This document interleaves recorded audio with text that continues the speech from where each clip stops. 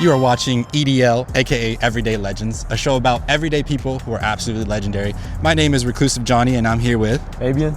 Today we're gonna meet up with my boy Goldie, and we're gonna show you guys what makes him so special and why we decided to make him the first guest on our first ever episode of EDL. Now, if you guys don't know who Goldie is somebody who's been very, very influential in the Riverside area and all over the IE. Goldie was one of the first people that was there vlogging like motorcycle clubs, really involved in that lifestyle, which allowed him to work on the show Sons of Anarchy. Now he's even working on a One Down podcast, which is actually really, really interesting. Make sure you guys go check that out. I personally think as an everyday legend, you kind of want to highlight what makes someone special. Everyday legend is hard to notice sometimes. Some people are stuck behind the scenes. Me and Johnny really wanted to spotlight people who have power, who have this magic, who are blessed to be able to do this. You know, outside of their business, be able to spotlight them and kind of their mindset, their hustle, their faith, everything they feel like they put into their business, even personally outside of business, you know. So we're really excited to do this. We really hope you guys enjoy it. Yeah. All right, so we should be there in like 10 minutes. So we'll see you guys then. What up, gentlemen? What's up, brother? Johnny. What's happening? How you doing? I'm great. Nice to meet you, brother. What's up, my man? Goldie, good to see you, bro. Brother? Good. Hey, so what's the vibe today? What you guys on? Oh, man, today is our Sunday fun day. Okay. Today we'll be going to grab something to eat. There you go. As we usually do, man. And from there, hit probably somebody's event who got something going on. Okay. Where are we today? Like, what is this place here? Man, we in Riverside, California. We at the One Down Biker Supply House. We specialize in, catering to mostly the Harley-Davidson lifestyle. So in the shop, we got parts, accessories, apparel. At this location, we more do easy in and out stuff. Okay. Handlebars, brakes, tires, quick services. How long has this shop been here? How long have you been here? I bought this property in 2016, but I started One Down 1996. So this is my 29th year with One Down. Congratulations, brother. Thank you, bro. What's one thing about motorcycle like lifestyle culture that people don't really get until they're in it? Until they get into a club, the true commitment to it, responsibilities. Until you get a motorcycle, if you're not in the club, you take it home. How your wife or girlfriend might trip, they're gonna feel a little bit of insecurities on, just feeling for you. A lot of people intimidated of motorcycles. But the lifestyle itself, man, it's a lot of responsibility. I tell people, man, if you're a bad driver, you probably gonna be bad on a motorcycle, No, I see it. I absolutely love the lifestyle, man. I'm a protector of it. I'm an advocate, and I do my best to, encourage people to just do it the right way.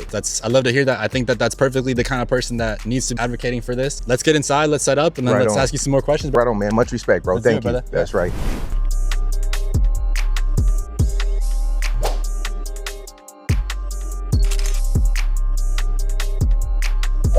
Goldie, thank you again, man. Thank you for inviting us into your shop. I know Right this on. is a sacred space for you, so we don't want to disrespect it or anything like that. But I do have some pretty cool questions for you. Hopefully you can answer them as best as you can. What was the spark that made you want to focus on One Down?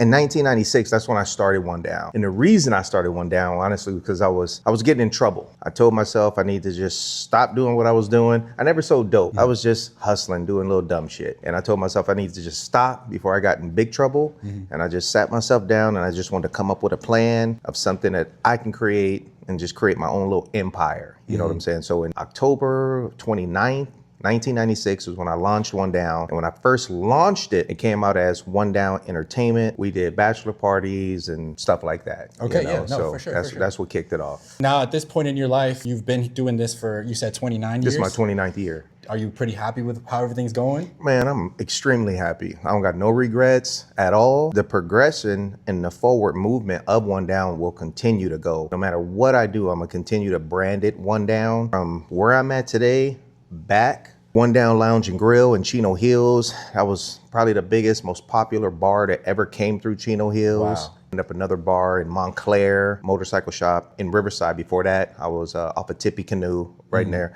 San Bernardino. One Down Magazine, that was the first and only full color magazine dedicated to the strip club industry in Southern California. Oh, no way. And then right now, this is my third week and I just kicked off One Down podcast. Yep. So the One Down podcast is something very interesting you're doing. You're actually highlighting some pretty important topics, I think. If you guys are watching, make sure you guys go check that out. It's actually very, very special, very, very interesting. And it's cool because you get to see Goldie a little bit unfiltered, just you being you. And that's an everyday legend. There's building a business and then there's building your name. Which one to you is more important? I take pride in my name. I feel if I got a good name, that's something that people respect. When people respect you, they tend to more at ease on taking your lead. And if your name is strong, they're going to fall in suit to what you might have for sale. You know, so my name has always been strong, and I've always defended my name, made it a point to keep my name righteous.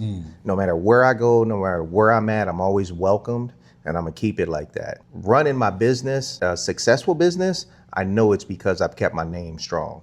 You've had a lot of businesses. Has there ever been a moment where you felt like, hey, I got to pull out of this. This isn't going to work out? I don't think so. I don't think so, because I do a lot of research before I really get involved with something. And when I do put my foot in, it's because I know I see a long run in it. I think I'm a long relationship type dude. The same person who jump relationships is the same person who can't keep a job, can't stay focused on just one situation. So for me, I'm a long runner when it comes to me putting my time and effort into something. You were one of the first people on YouTube, and I would say on the internet, that was really highlighting motorcycle club culture. How do you think that has transpired over the years for you? With me being a strong advocate to the motorcycle club lifestyle, it's put me in a position to earn respect and to earn respect from those who I feel that matter. In this lifestyle, I tell people, man, you don't get no chances. You know, you F up once, there's your name, your credibility. And I ain't put myself in that position. You know, I do know right from wrong. I do make it a point to lead with example. So in the motorcycle club lifestyle, I consider myself somebody up there that's highly respected and well known. In the motorcycle world, I consider myself somebody who's respected and well known for the bikes that I create and the bikes that I put out. So talking about those bikes that you've built, tell me a little bit of how that connected you with like Sons of Anarchy and that whole situation. You know, I did 6 years on Sons of Anarchy, and my real life club is One Down MC. On Sons of Anarchy, we were the Grim Bastards. Right. So the Grim Bastards was loosely based off of my real life club. The colors orange and black. Yeah, the colors are the same. Yeah, Kinda. all the motorcycles on Sons of Anarchy that were used by the Grim Bastards, those are my personal bikes that I own. Wow. Back then, I was riding some baggers, and then it inspired me to get a Dyna.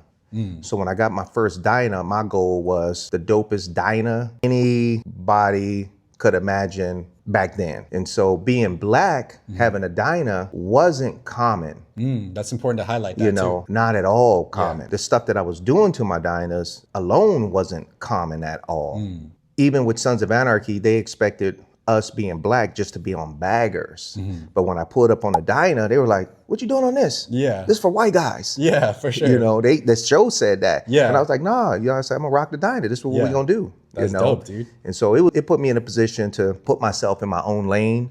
And then from there, just started creating some Dynas that really just went nationwide. You know, one of my most popular Dynas was an all white Dyna with a 120R race motor and a bunch of upgrades. And I mean, I named it White Power, Yeah. you know, straight up. No, it was powerful for sure. Yeah. And then another one, an all orange one named Orange Bang.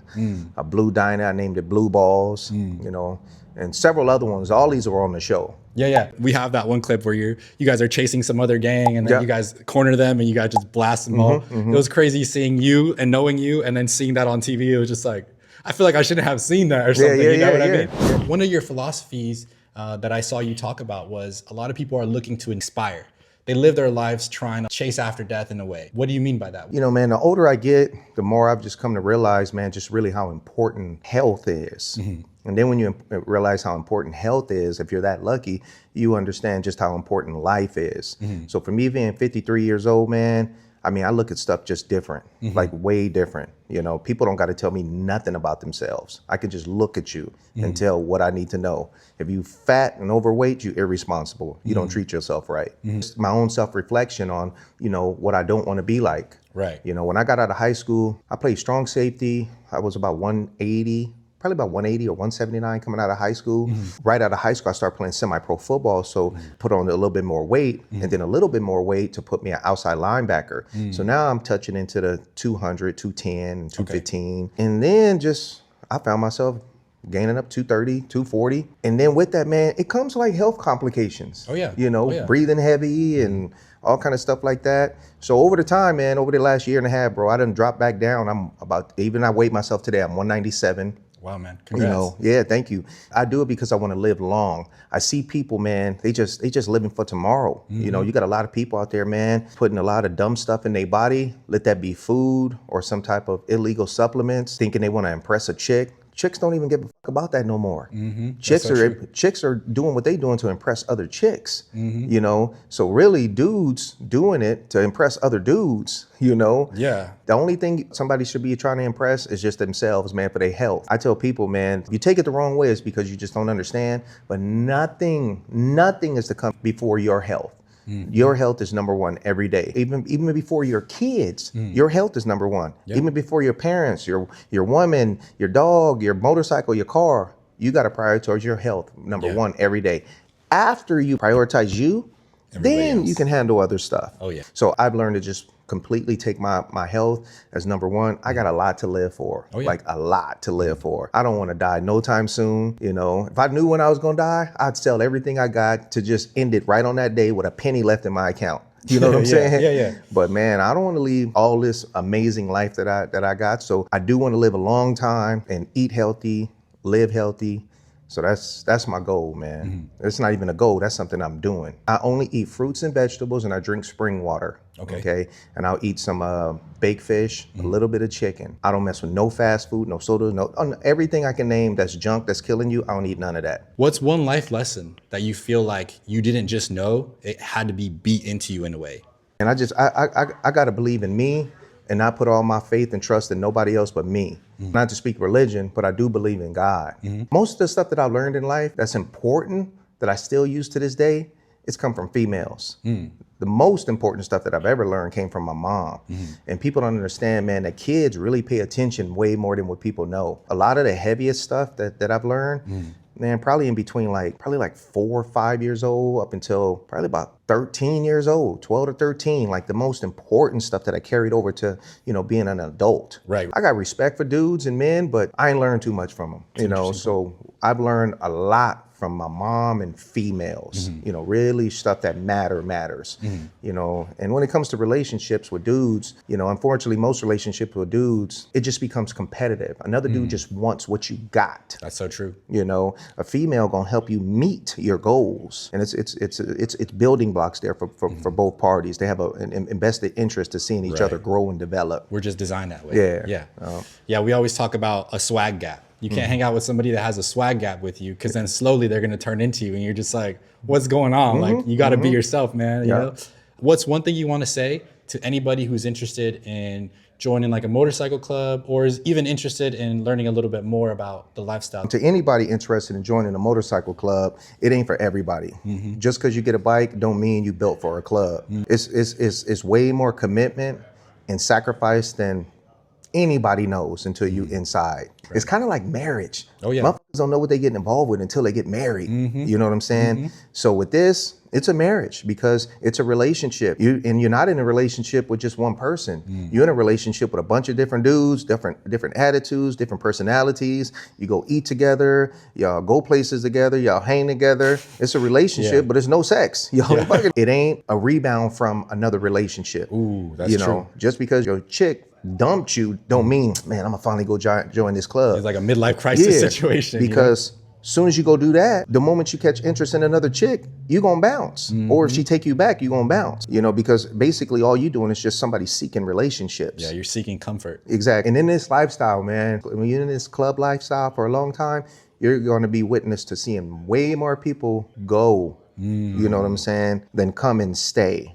Wow. You know? Yeah. So I got mad love and respect for people, no matter what club they've been in, that they're in there and they've been in there for a long time and they're active. Right. You know, so I personally, no disrespect to nobody who has retired. I'm not the person that's built for retirement from a club. You know what I'm saying? No, for sure. I don't even know really who, what, where, or why that came from. But when we sign up, it's for life. Yeah. And some cats are just looking for that first door of when retirement is coming up so they can bounce. You know, so be it. They served however many years, was good, but I'm in it for the long run. For our next guest that we're going to have on here, what are some things that they need to for sure have? Maybe ways of being, ways of thinking. What are some things that to you make somebody an everyday legend? And somebody who just stand on what they believe in, don't let nobody sway them left or right. Nobody, not your parents, not some little dizzy chick you start dating or some dizzy dude you start dating.